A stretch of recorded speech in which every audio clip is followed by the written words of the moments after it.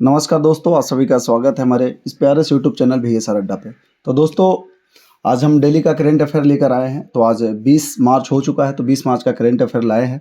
तो क्लास को शुरुआत करने से पहले हम एक कोटेशन से शुरुआत करते हैं कि खुद पर यकीन रखो, दुनिया भी तुम्हारे साथ खड़ी हो जाएगी। जी हाँ मेरे दोस्तों, अगर आप खुद पे यकीन करते हैं, खुद पे अगर यकीन रखोगे तभी दुनिया आप पे भरोसा करेगी। अगर आपको खुद पे ही सेल्फ बिलीव नहीं रहेगा तो दुनिया आपके फिर कभी भरोसा नहीं कर सकता, आपके साथ कभी खड़ी नहीं हो सकती है।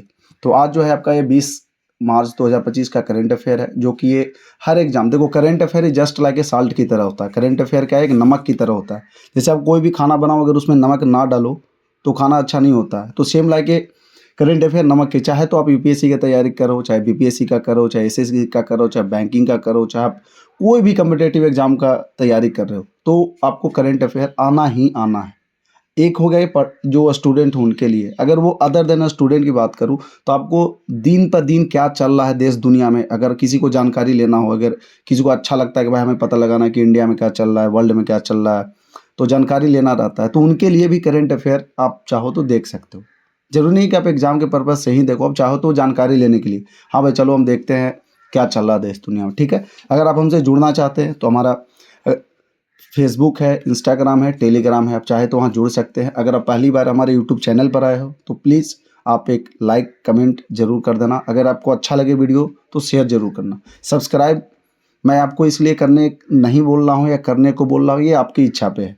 हमारा कोई फोर्स नहीं कि आप ये करो ही करो। आपको अच्छा लगे तो सब्सक्राइब करो, नहीं अच्छा लगे कोई बात नहीं। तो वीडियो अगर अच्छा लगे तो शेयर जरूर कर देना, ठीक है। तो आपका ज़्यादा समय ना लेते हुए आज का हम पहला सवाल लेते हैं। तो आपके बीच पहला सवाल आ चुका है कि हाल ही में भारतीय रिजर्व बैंक को ब्रिटेन के लंदन में सेंट्रल बैंकिंग द्वारा किस पुरस्कार से सम्मानित किया गया। सवाल पूछ रहा है कि अभी जो आरबीआई को जो अवार्ड दिया गया है लंदन के सेंट्रल बैंक के द्वारा, ये किस चीज़ के लिए दिया गया है। तो ये जो दिया गया है आपका डिजिटल ट्रांसफॉर्मेशन के लिए दिया गया है। किसके लिए दिया गया है, तो सर ये डिजिटल ट्रांसफॉर्मेशन के लिए दिया गया है। चलो थोड़ा सा इसके बारे में हम डिटेल देखते हैं कि भारतीय रिजर्व बैंक को डिजिटल भुगतान और बैंकिंग सेवाओं को आधुनिक बनाने के लिए डिजिटल ट्रांसफॉर्मेशन अवार्ड 2025 से सम्मानित किया गया। जैसे आप देख रहे हो कि जो यूपीआई आजकल जो आप यूज कर रहे हो, या फिर जो भी डिजिटल पेमेंट यूज कर रहे हो, चाहे पेटीएम हो, फोन पे हो, गूगल पे हो, बहुत तरह का जो आ गया। तो जो मॉडर्नाइजेशन जो यूपीआई में जो आ रहा है, तो ये पूरा क्रेडिट किसको जाता है, ये आरबीआई को जाता है। इसलिए आरबीआई को कौन है, तो यह पुरस्कार केंद्रीय बैंक द्वारा डिजिटल नवाचार को बढ़ावा देने और सुरक्षित डिजिटल लेन देन को आसान बनाने के प्रयासों को मान्यता देता है। जैसे आप अब देख लो लाइव एग्जांपल में, जैसे आप किसी को कॉल करते हो तो उस पर देख तो बताता है कि आप फ्रॉड से बच सकते हैं, ऐसे ऐसे करके आप 1600 पे कॉल कर सकते हैं। तो वो आरबीआई के द्वारा मुहिम चलाया जा रहा है कि जो नए इनोवेटिव, जितना डिजिटल पेमेंट में इनोवेशन आ सके, तो इन सभी इनोवेशन के लिए जो आरबीआई को जो यूएसए का, कहाँ सर, तो यूएसए से जो आपका ये सेंट्रल बैंकिंग है उसके द्वारा ये दिया गया, ठीक है। चलिए हम अगला सवाल लेते हैं। हाल ही में किस राज्य के कांगेर घाटी, कौन सा, कांगेर घाटी राष्ट्रीय उद्यान को यूनेस्को की अस्थायी सूची में शामिल किया गया। देखो एक वर्ड होता है, जैसे आप कभी भी सवाल पढ़ो ना तो आप पूरा ऑल ऑफ सडन पूरा मत पढ़ जाओ, उसको थोड़ा सा देखो क्या पूछ रहा है इसमें, अस्थायी सूची में पूछ रहा है। ये आप देखते हो तो बोलते हैं अच्छा स्थायी सूची में डाला गया, नहीं, अस्थायी। अस्थायी बोले तो टेंटेटिव, मतलब कुछ दिन के लिए, टेंटेटिव मतलब कुछ दिन के लिए दिया गया है कि हाँ। तो ये हाल ही में किस राज्य, कांगेर घाटी राष्ट्रीय उद्यान है, इसको यूनेस्को के अस्थायी सूची में शामिल किया गया। ये कहाँ का, किस राज्य में है सर, तो ये आपका छत्तीसगढ़ में। कहाँ है ये, छत्तीसगढ़ में है। अब आपके मन में सवाल आ रहा होगा कि सर आखिर ये अस्थायी में क्यों ऐड किया गया, अस्थायी क्यों नहीं किया गया। तो इसका मैं रीजन बताता हूँ आपको कि कांगेर घाटी राष्ट्रीय उद्यान छत्तीसगढ़ राज्य में स्थित है और यह अपनी जैव विविधता, जिसको कि बायोडाइवर्सिटी बोलते हैं, और प्राकृतिक गुफाओं के लिए प्रसिद्ध है। इसे हाल ही में यूनेस्को की अस्थायी विश्व धरोहर सूची में शामिल किया गया, जिससे, अब देखो इसका कारण समझो, जिससे इसे अंतर्राष्ट्रीय स्तर पर संरक्षण का दर्जा मिलने की संभावना बढ़ गई है। मतलब कहने का मतलब हुआ जब यूनेस्को साइट में आ जाएगा तो एक तरह से देखो तो ये दुनिया के नज़र में आ जाएगा, लाइमलाइट में आ जाएगा। तो फिर इसका क्या, लोग इसको बचाने में लग जाएंगे, इसको कंजर्व करने में लग जाएंगे, इसको लोग पहचानेंगे, इसको लोग प्रोटेक्ट करेंगे, इसलिए इसको अस्थायी सूची में डाला गया, ठीक है। चलिए हम अगला सवाल लेते हैं। विश्व उपभोक्ता अधिकार दिवस 2025 का विषय क्या है। अभी देखो एग्जाम में आता ही आता है, जो थीम वाला जो देख रहे हो ना, चाहे आप कोई भी एग्जाम दे रहे हो, थीम जरूर पूछता है कि इस बार का जो वर्ल्ड कंज्यूमर राइट डे का थीम क्या था? तो थीम क्या था सर? इस बार का थीम था अस्थाई जीवन शैली के लिए एक उचित परिवर्तन, a reasonable change for a sustainable life. इसका राइट आंसर क्या है? अस्थाई। इस बार का थीम क्या था? तो अस्थाई जीवन शैली के लिए एक उचित परिवर्तन। अब थोड़ा सा इसको डिटेल में मैं बता दूं कि विश्व उपभोक्ता अधिकार दिवस 2025 का विषय अस्थाई जीवन शैली के लिए एक उचित परिवर्तन है, जिसका उद्देश्य, इसका उद्देश्य क्या है? उपभोक्ताओं को पर्यावरण के अनुकूल और टिकाऊ उत्पादों को अपनाने के लिए प्रेरित करना, यह जागरूकता बढ़ाने और उपभोक्ता व्यवहार को हरित अर्थव्यवस्था की ओर बदलने पर केंद्रित करता है। ठीक है, चलो नेक्स्ट है अगला सवाल कि भारतीय रिजर्व बैंक की डिजिटल पहल सारथी का उद्देश्य क्या है? अभी आप देखे होंगे कि आरबीआई के द्वारा एक सारथी ऐप लॉन्च किया गया है, सारथी। तो ये जो सारथी ऐप लॉन्च किया गया, आखिर इसका पर्पस क्या है, उद्देश्य क्या है सर? तो इसका जो उद्देश्य है क्या है? तो दस्तावेजों को सुरक्षित रूप से संग्रहित और साझा करना। इसको क्या करना है? तो इसको स्टोर करना है, सिक्योर करना है शेयरिंग डॉक्यूमेंट। जैसे आप जिसको आप देखते हो, एक व्हाट्सएप यूज़ करते हो तो उसमें इंड टू इंड इनक्रिप्शन करके आता है, या तो आप किसी को अपना पीडीएफ भेजते हो तो उसमें देखते हो आप कुछ भी पासवर्ड प्रोटेक्टेड टाइप का रहता है। क्यों? अगर किसी और के पास चला जाएगा तो ऐसे ही ओपन कर लेगा। तो उसी तरह से क्या है कि दस्तावेजों को सुरक्षित रूप से संग्रहित और साझा करना है, मतलब स्टोर करना हो, शेयर करना है। थोड़ा सा इसके बारे में डिटेल बता दूं कि सारथी आरबीआई की एक डिजिटल पहल है, जिसका उद्देश्य डिजिटल दस्तावेजों को सुरक्षित रूप से स्टोर और साझा करना है। यह डिजिटल लेन देन को सुरक्षित और सुगम बनाने की दिशा में एक महत्वपूर्ण कदम है। किसके द्वारा लिया गया है? तो ये आरबीआई के द्वारा लिया गया है।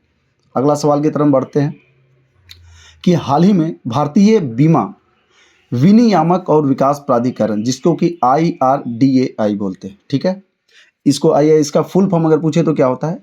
IRDAI के insurance regulatory and development authority of India. IRDAI के क्या है? Insurance regulatory and development authority of India. तो हाल ही में भारतीय बीमा विनियामक और विकास प्राधिकरण ने किस कंपनी को पुनर्बीमा परिचालन के लिए पंजीकरण प्रमाण पत्र प्रदान कर दिया गया? किसको सर, किसको किया गया है? तो वो है आपका वेलेक्टिक्स रेंसेंस लिमिटेड। आप इसको ऐसे याद करते हो, VRL से भी आप इसको याद कर सकते हो। ठीक है, थोड़ा सा इसके बारे में देख ले कि IRDAI ने वेल्वेक्टिस रेंश्योरेंस लिमिटेड को पुनर्बीमा परिचालन के लिए पंजीकरण प्रमाण पत्र प्रदान किया है, जिससे यह भारत में पुनर्बीमा सेवाएं प्रदान करने के लिए अधिकृत हो गई है। नेक्स्ट है मृदुमल के मेनहीर या खड़े पत्थरों को यूनेस्को की विश्व धरोहर स्थलों की अस्थायी सूची में शामिल किया गया है। यह किस राज्य में स्थित है? बहुत बढ़िया। देखो, एक कल जैसे मैं न्यूज़पेपर पढ़ रहा था, उसमें एक मेनहीर करके था, मेनहीर। ये क्या था इसके बारे में थोड़ा बता दूं कि ये जैसे आप देखे होंगे गांव में या कहीं पे भी कोई अगर इंसान होता है, गुजर जाता है या मर जाता है, तो उसको देखते हैं उसकी एक पत्थर पे एक वो शिलालेख उसके बगल में लगाया जाता, लिखा जाता है कि हाँ फलना साहब थे, इतने तारीख को जन्मे थे, इतने तारीख को गुजर गए, यहाँ के रहने वाले थे। तो एक तरह से खड़ा एक पिलर की तरह होता है, तो जो भी गुजरे हुए रहते हैं उनके कब्र के आगे लगाया हुआ रहता है। ठीक है, वही मेनहीर होता है। ठीक है, तो ये कहाँ पे स्थित है ये? तो सर ये जो आपका स्थित है ये है आपका तेलंगाना में। कहाँ पे है ये? आपका तेलंगाना में है। तो इसके बारे में बता देता हूँ कि मृदुमल में स्थित, कहाँ पे है? मृदुमल में स्थित मेनहीर, जिसको खड़े पत्थर भी बोलते हैं, ये कहाँ पाए जाते हैं? तो तेलंगाना में पाए जाते हैं। ये प्राचीन काल में कब्रों के चिन्ह के रूप में स्थापित किए जाते थे और ऐतिहासिक एवं सांस्कृतिक दृष्टि से महत्वपूर्ण है। ये कब का है? तो ये सारे प्राचीन काल के टाइम का। एंशियंट टाइम में क्या था, अब लोग लिखने लगे हैं ना कि हाँ उसमें सारा डाटा उटा डाल देते, लेकिन पहले तो लोग नहीं लिखते थे, तो बस ये क्या कर देते, खड़े पत्थर लगा देते थे। तो ये प्राचीन काल का है, इसलिए इसको संरक्षित भी कहा जा रहा है। क्यों? क्योंकि ये ऐतिहासिक और संस्कृति दृष्टि से बहुत ही महत्वपूर्ण है। चलिए अगला सवाल है कि 7 मार्च 2025 में रक्षा मंत्रालय ने अश्विनी नामक निम्न स्तरीय परिवहन योग्य रडार, जिसको कि LLTR के लिए किस कंपनी के साथ समझौता किया? LLTR, अगर इसका फुल फॉर्म जाने की, LLTR का फुल फॉर्म क्या है? तो low level transportable radar, low level transportable radar. तो जो अश्विनी नामक, जो अश्विनी करके जो नया आया है LLTR, ये किसके द्वारा बनाया गया? किसके द्वारा बनाया गया है? तो ये है सर आपका BEL, जिसको बोलते हैं Bharat electronics limited. Bharat electronics limited के द्वारा ये क्या है, ये बनाया गया है। थोड़ा सा इसके बारे में डिटेल बता दूं कि रक्षा मंत्रालय ने BEL के साथ अश्विनी रडार प्रणाली विकसित करने के लिए समझौता किया है। यह रडार प्रणाली भारतीय रक्षा बलों को वायु निगरानी क्षमताओं को मजबूत करेगी। ठीक है, रडार का काम ही रहता है, रडार का जैसे मान के चलो ये ऐसे कुछ भी अगर यहाँ से जा रहा है सारा यहाँ पे ब्लिक आने रहता है। ठीक है, चलो नेक्स्ट हम आगे बढ़ते हैं कि हाल ही में शिक्षा मंत्रालय द्वारा किसके लिए प्रधानमंत्री योजना, जिसको कि PM युवा 3.0 शुरू की गई, किसके द्वारा किसके लिए शुरू की गई है सर? PM युवा 3.0 किसके लिए शुरू की गई है? तो ये सर आपका युवा लेखक के लिए शुरू की गई। किसके लिए शुरू की गई है? जितना भी यंग राइटर है तो उनके लिए PM युवा 3.0 शुरुआत किया गया है। थोड़ा सा इसके बारे में आपको बता देते हैं कि PM युवा 3.0 योजना के उद्देश्य क्या है? तो युवा लेखकों को प्रशिक्षित करना और उन्हें राष्ट्रीय और अंतर्राष्ट्रीय स्तर पर प्रतिस्पर्धा करने के लिए सक्षम बनाना। ठीक है, नेक्स्ट हम देखते हैं अगला सवाल कि हाल ही में मिली जानकारी के अनुसार इसरो ने जनवरी 2015 से दिसंबर 2024 के दौरान विदेशी उपग्रहों का प्रक्षेपण करके कितना विदेशी मुद्रा राजस्व अर्जित किया? मतलब कहने का मतलब हुआ कि 2015 से लेके दिसंबर 2024 तक इसरो के द्वारा कितने पैसे अर्न किए गए हैं, मतलब कितना इसरो कमा कर भारत सरकार को दिया है, कितने हैं सर? तो वो है आपका 143 मिलियन डॉलर। कितना सर? 143 million dollar. ठीक है, इसरो ने विदेशी उपग्रहों के सफल प्रक्षेपण के माध्यम से 143 मिलियन की विदेशी मुद्रा अर्जित की है। यह भारत के अंतरिक्ष उद्योग की वैश्विक सफलता को दर्शाता है। और ये आखिरी सवाल है कि किस राज्य सरकार ने मन मित्र नाम से देश में पहली बार व्हाट्सएप गवर्नेंस शुरू किया? मन मित्र, कौन सा सर? ये मन मित्र कहाँ शुरू किया गया है? तो सर ये आपका ये आंध्र प्रदेश के द्वारा शुरू किया गया। ठीक है, आंध्र प्रदेश सरकार ने मन मित्र पहल शुरू की है जिससे नागरिक सरकारी सेवाओं तक आसानी से पहुंच सके और सरकारी योजनाओं की जानकारी प्राप्त कर सके। ठीक है, तो ये था टोटल आपका आज का करंट अफेयर। अगर आपको डेली का फ्री का PDF चाहिए, क्या चाहिए सर? फ्री का, आपको फ्री का PDF चाहिए तो आप कुछ मत करना, गूगल प्ले स्टोर पे जाना, वहाँ पे VSR अड्डा करके ऐप दिखेगा, आप वहाँ से डाउनलोड कर लेना। जब डाउनलोड करोगे तो वहाँ पे देखना फ्री मटेरियल करके एक बना होगा, आप वहाँ पे जाना, वहाँ पे जाके आप सीधे आप डाउनलोड कर सकते हो। और बता दूँ ये जो अपना चल रहा है ये सब कुछ फ्री ऑफ कॉस्ट है। ठीक है, इसमें 1 रुपया नहीं है, बस इतना आपको करना है कि जो वैसे स्टूडेंट जो पैसे की वजह से नहीं पढ़ पा रहे, ठीक है, देखो हर कोई बड़े बड़े इंस्टीट्यूट का नहीं सब्सक्रिप्शन खरीद सकता, बट उसको अगर सही जानकारी दे दी जाए तो बंदा कुछ कर सकता है। ठीक है, तो अब चाहो तो बस इतना ही करना, एक बार आप इसको ज़रूर शेयर कर देना। ठीक है, तो चलिए आज को क्लास का जो है हम यहीं पे समापन करते हैं और फिर मिलते हैं अगले क्लास में। तब तक के लिए bye bye, take care, keep signing off, जय हिंद।